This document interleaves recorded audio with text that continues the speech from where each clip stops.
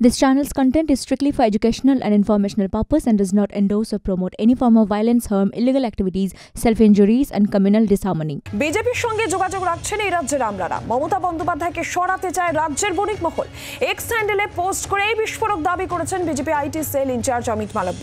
দিন কয়েক আগে বণিক মহলের সঙ্গে নবান্নের রুদ্ধদ্বার বৈঠক করেন মুখ্যমন্ত্রী। সেই প্রসঙ্গ টেনেই আসরে নেমেছেন মালব্য।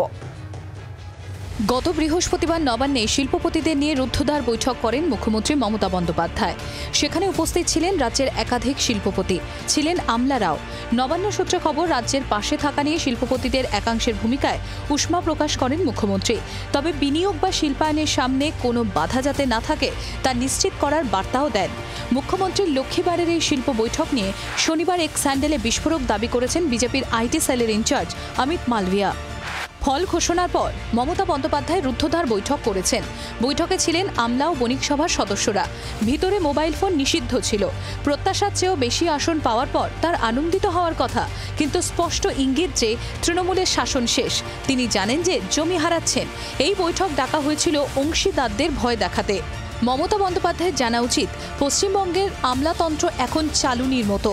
কেন্দ্র রাজ্য দুই পর্যায়ের আমলারাই বিজেপির সঙ্গে যোগাযোগ রাখছেন ও মমতা বন্দ্যোপাধ্যায়ের পদক্ষেপ সম্পর্কে আমাদের খবরাখবর দিচ্ছেন।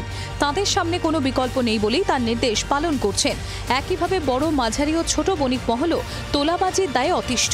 তারাও চান মমতা বন্দ্যোপাধ্যায়কে সরাতে। আমলারা যোগাযোগ রাখতেই পারেন, এতে অসুবিধার কি আছে? বিরোধী দলের সাথে আমলাদের কেন যোগাযোগ থাকবে না? থাকতেই পারে, না থাকার কি আছে? অমিত মালব্য পশ্চিমবঙ্গের বাইরে বসে টুইট না করে পশ্চিমবঙ্গের মাটিতে দাঁড়িয়ে তার সম্পর্কে তার দলের লোক যা টুইট করেছে, কামিনী কাঞ্চন। অমিত মালব্য কেন যেন কিসের অপেক্ষায় 5 স্টার হোটেলে যেন বসে থাকেন। 5 স্টার হোটেলে যেন কি জন্য বসে থাকেন, কে বলেছেন? বিজেপির নেতা বলেছেন। মালভিয়ার দাবি নিয়ে কি প্রতিক্রিয়া প্রাক্তন আমলাদের? আমার মনে হয় না যে কোনো সিনিয়র অফিসাররা তারা কোনোদিন নিজেদের অফিসের যারা সরকারের কোনো সিক্রেট অর্ডার কিংবা কোনো ডিসিশন সেগুলোকে ওপেনলি বাইরে অপোজিট পার্টিকে কিংবা অপোজিট পলিটিক্যাল পার্টির লোকজনকে এটা বলে দেবে, এটা আমার মনে হয় না। কারণ তারা প্রত্যেকে খুব শিক্ষিত এবং তাদের আইনটা সম্বন্ধে তাদের সম্যক জ্ঞান আছে। নবান্ন সূত্রে খবর, গত মঙ্গলবার রাজ্য প্রশাসনের সঙ্গে বৈঠক করেন মমতা। সেখানে সরকারি নথি বাইরে কিভাবে বেরিয়ে যাচ্ছে তা নিয়ে প্রশ্ন তোলেন মুখ্যমন্ত্রী। এরপরই আমলাদের একাংশের সঙ্গে বিজেপির যোগাযোগ নিয়ে বিস্ফোরক অমিত মালভিয়া। এই আবহে জল্পনা দানা বেঁধেছে রাজীব কুমারকে নিয়ে। রাজ্যে আদর্শ আচরণবিধি চালু হওয়ার পরই রাজ্য পুলিশের ভারপ্রাপ্ত ডিজি পদ থেকে রাজীবকে সরিয়েছিল কমিশন।